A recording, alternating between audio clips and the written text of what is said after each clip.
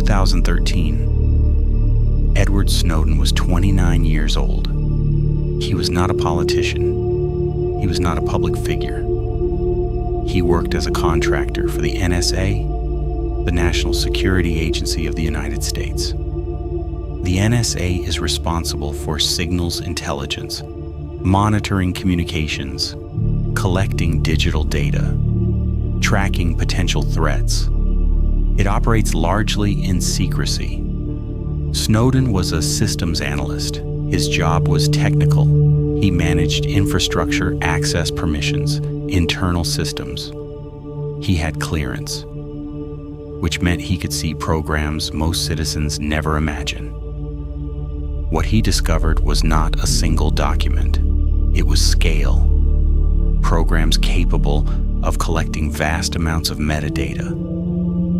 Phone records, internet activity, connections between people, not individual suspects, patterns, structures. The public narrative suggested surveillance was targeted. The documents revealed something broader.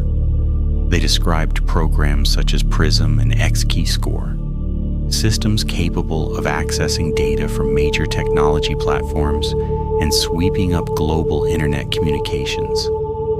Not only foreign intelligence targets, but millions of ordinary people on a continuous basis.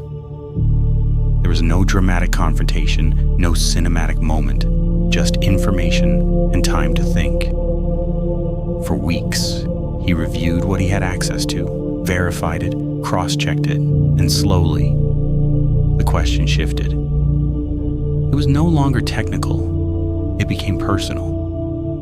What happens when someone understands something the public does not? What is the responsibility of awareness? He had options: stay inside the system, continue his career, build stability, or disclose the information to journalists. Knowing disclosure would trigger prosecution, knowing it would likely end his career, knowing it could mean permanent exile. There was no safe version of this decision. He contacted reporters at The Guardian and The Washington Post. The revelations began in June 2013. Within days, the story was global. The U.S. government charged him under the Espionage Act. His passport was revoked. He would not return home. The debate that followed became political. Hero to some, traitor to others. But the decisive moment happened earlier. It happened in private, when remaining silent no longer felt neutral. He could have stayed, kept the job, kept the salary, kept the clearance, no charges, no exile, no headlines. Life would have continued, quietly, successful on paper, but he would have known. And knowing changes the weight of ordinary days, every meeting, every promotion, every quiet evening, all built on something ignored. Silence is not a single act, it is a repetition, and repetition shapes identity. This is not a story about intelligence agencies. It is a story about what happens when clarity removes the comfort of pretending, about the moment when doing nothing is no longer neutral. Most people will never face a decision of that scale, but many live with smaller compromises, small adjustments, small silences, small things tolerated over time. Those small things accumulate, and people begin to feel something they cannot name.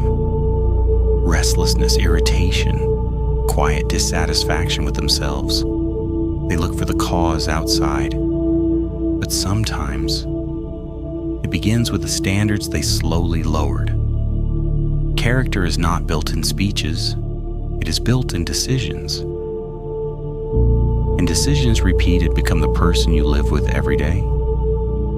Sometimes the easiest path keeps everything intact on the surface, but something underneath shrinks. And sometimes the real question is simple. After this decision, who are you becoming? Take the lesson.